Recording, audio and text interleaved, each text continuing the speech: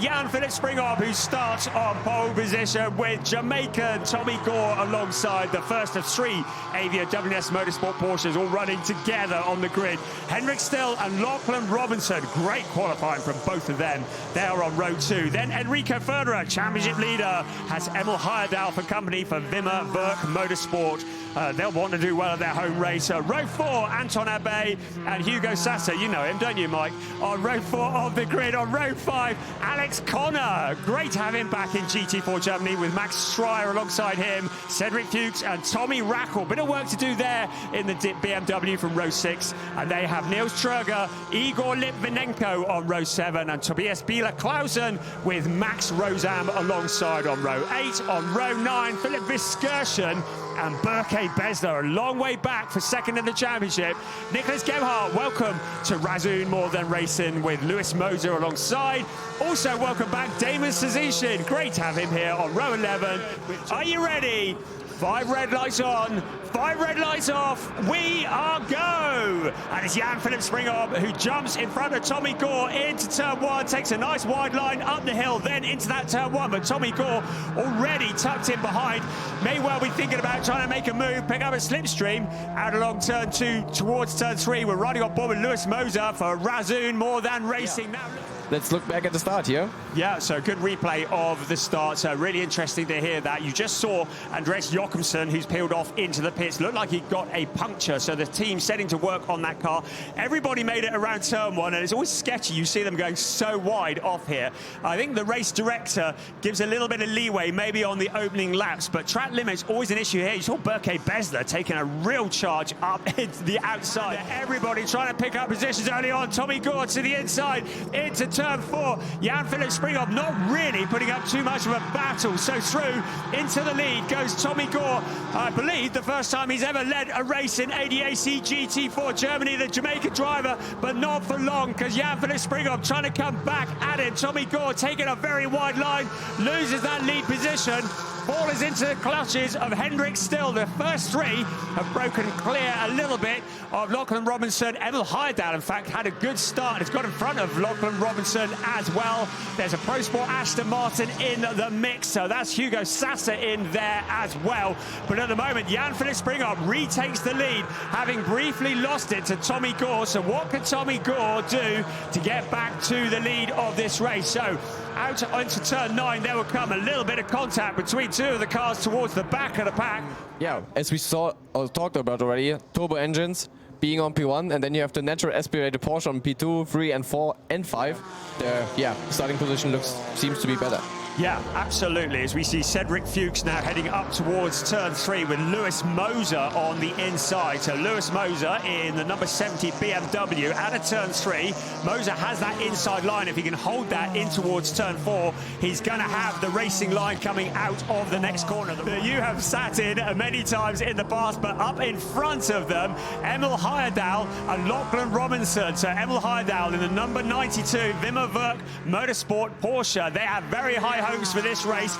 They run absolutely neck and neck as they run towards turn 4. And that's going to hold up the cars behind. So if you can get like a good run and get like faster lap times, maybe you can kind of do an undercut. So that's like, it's not a big gamble you can do, but like some small pieces you can put in for the driver chain. So that's going to be interesting.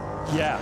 No, absolutely, and there's a real strategy, isn't it? We're just looking here quickly at the championship leaders. So Enrico Ferderer and Alex Connor are running side by side. So Ferderer muscling up into 4th place, so that's going to be valuable points.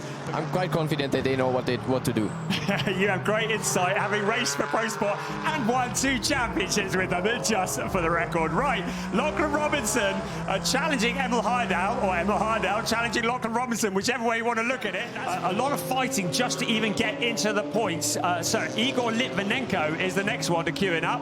Enrico Ferderer challenging Igor Litvinenko. So this is for 13th place. Again, Enrico Ferderer, with the championship in mind, needs to push forwards, needs to get those points. But if you end up in the gravel trap, as was the case with that car at Sachsenring, then you ain't going to get any points at all. Breaking yourself, you know, what would happen to cause you just spin like that? That's a good question. I mean, you're like going 2nd gear, being really slow, but yeah, let's see how close all the other cars been. I think Rackel and Besser were fighting. Maybe they had a contact. I haven't seen it yet. But yeah, normally I think in the middle of the race, tires are up to temperature, and like everybody's really experienced, so that shouldn't happen in a normal situation. So I guess we're gonna find out soon what happened in turn 3 there. But yeah, definitely not a good position where you want to be facing the wrong way. Everybody coming off the street. That's scary, I should think about it. That's a bit scary, yeah. Yeah, as we see Alex Connor and Cedric Fuchs running side by side. So Connor, who had been shuffled down the order, now that car, the number 8 car that is prepared by BWT Motorsport, they've had a bit of a nightmare with it this year. So Berke Besler, second in the championship, into 8th place at the moment. So if things remain as they are, Berke Besler with an 8th place along with Gabriel Piana would pick up 8 points. Then Lachlan Robinson ahead of Hugo Sassa, 2-time former champion. Maxi Schreier just doing a good job in 6th place, 7th place ahead of Berke Besler. Max Rozam and Philipp Viskirchen rounding out the top 10. Has come into the pits in the number 17 car.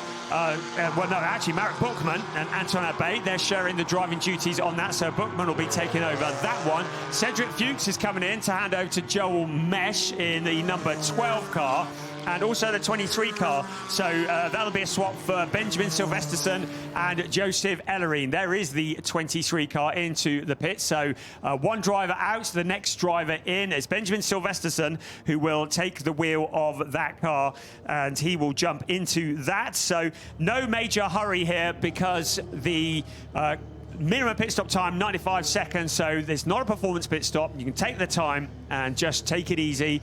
There is the Cedric Fuchs car, handing it over to Joel Mesh, the number 17 car. So it's Marek Buchmann who will replace Anton Abbe at the wheel of the Pro Sport Racing Aston Martin. Right, the leader is in. So Jan-Philipp Springhoff. So Storm Yerdrum, what a summer he is having. He turned 16 in the middle of July. Like 6 hours or yeah, day, so that's going to be a long time, yeah. Right, everybody in then, apart from Alex Connor. He's going to have to come in this time around because we're less than a minute of the pit window. So Hendrik still handing over to Philipp Gogollok. There's Tommy Gore handing over to Alon Gabay. Lachlan Robinson handing over to Oscar Christensen. Hugo Sassa handing over to Roman Feldeg. Gabriella Piana taking over from Berke Besler. There is Maxi Schreier in there. Alon Gabay in a strong position there, having taken over from Tommy Gore in 3rd place. Oscar Christensen, Rafael Renhofer. You get the feeling your 1, 2, 3 is going to come from these 5. I think Roman Feldeg, he's 1.8 seconds back from that, so maybe struggling a bit for pace. So certainly the Porsches, the 4 Porsches that are running together, and the Aston Martin looking strong. Right, 8th and 9th place. J-Mo Hertling, Luciana Schneider swapping positions. So J-Mo Hertling. Take as much as you can from today, play it smart, maybe something can happen in the beginning or in the end of the race, sorry. Because so many cars are so close together, and the last 10 minutes can probably get spicy, so we're going to see. Well, I'll let you know in about 11 minutes time then. There is the number 10 car, Denny Byrne, in 10th place, tracking down J-Mo Hertling. Again, he will be aware. No, sorry, it's not Hertling, is it? It's one of the others, Schneider. Yeah. So, yes, sorry, 9th place Schneider, so Hertling is up ahead of them. So Luciana Schneider going deep into the corner, the back end of the car sliding. They're going to run side by side out along the turn 2 up towards turn 3. So the number 10 car with the nose in front, Denny Burnt, looking very strong. We saw them last time out taking a win at the Sachsenring. That would have given them a real shot in the arm. On the inside, taking the position away. Schneider tries to come back on the outside, but doesn't really have the legs to do it, and then tucks in behind. So I think that was a good recovery today.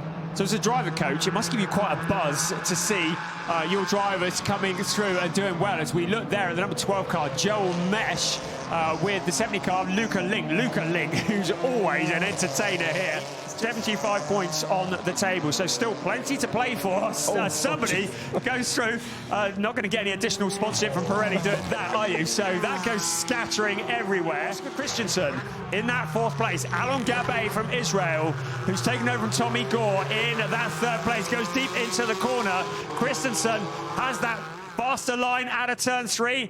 past the remnants of the billboard, down the hill in towards turn 4. Watch your mirrors if someone is diving in. Oh, that's Jerdrum. Sorry, I'll come back to that in a moment because Jerdrum's just gone wide into the gravel. That's left him really vulnerable because that's going to take him a while to get those tyres cleaned up. A little bit of contact, maybe a bit of inexperience because Gogollok had his nose in the gap. Jerdrum went to shut the door. The two cars made contact. I think Gogollok very wisely just backed out of it.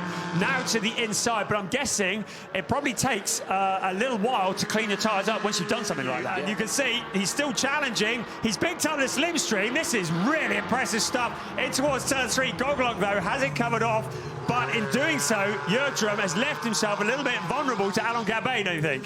Yeah, that's going to be really interesting. Last 10 minutes, I said, going to be spicy, so all cars together. I predicted it.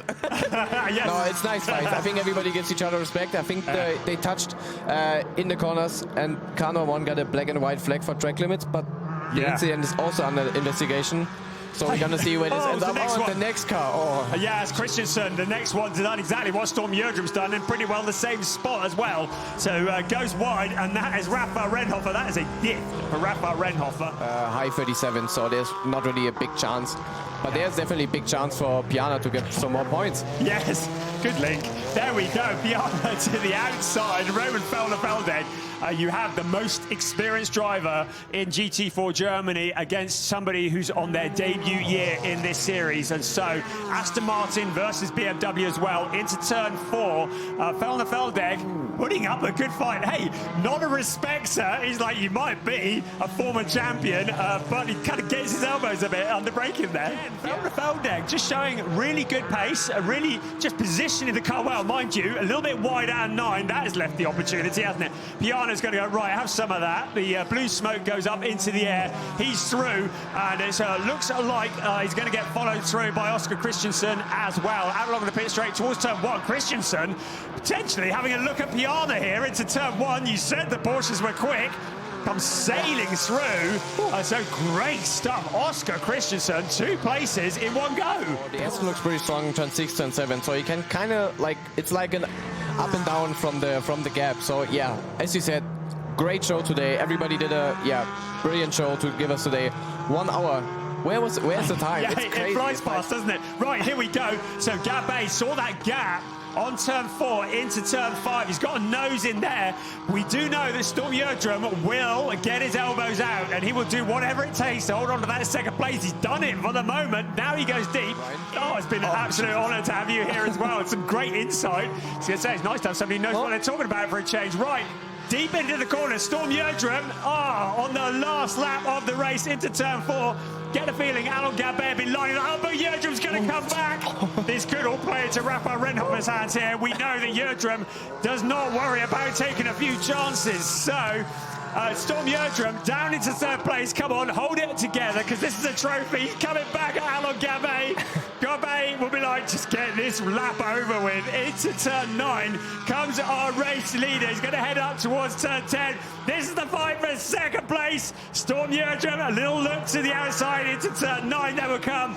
But out of the final corner, Hendrik Still and Philipp Gogollok will take the win here at the Red Bull Ring. 2nd place is going to go the way of Alain Gabet and Tommy Gore, nicking it from Storm Jerdrum and Jan-Philipp Springhoff in the closing stages. And for Tommy Gore and Alain Gabet, that is going to be their best ever finish. 2nd place, had a nose in front briefly. Right, the rest of the cars coming through as well. Piana with a 6th place. Ahead of him, Oscar Christensen in 5th, Rafa Renhofer in 4th. Doing this all backwards here. Roman Felder-Feldeg in 7th. J-Mo Hurtling, championship leader. Good, solid points with that 8th place. Ahead of Denny Burnt, Luciano Schneider, Tim Reiter, Luca Link. 12th place is all he got for all that hard work. Benjamin Silvesterson, Marit Berkman, and Joel Mesh. Those are the point-scoring cars. The good bit is we get to do it all again tomorrow, but be warned, it's a lot earlier tomorrow. We're on air at 5 to 10 tomorrow morning for the 2nd race of the weekend. Right, well, there's the classification. I would say very much subject to confirmation. We've got a lot of warnings that are going to be looked at. I don't think there are any issues for Hendrik Still and Philipp Gogollok. Tommy Gore, Alain Gabet, Jan-Philipp Springhoff, Storm Jerdrum. They blooming well deserve a trophy for all that.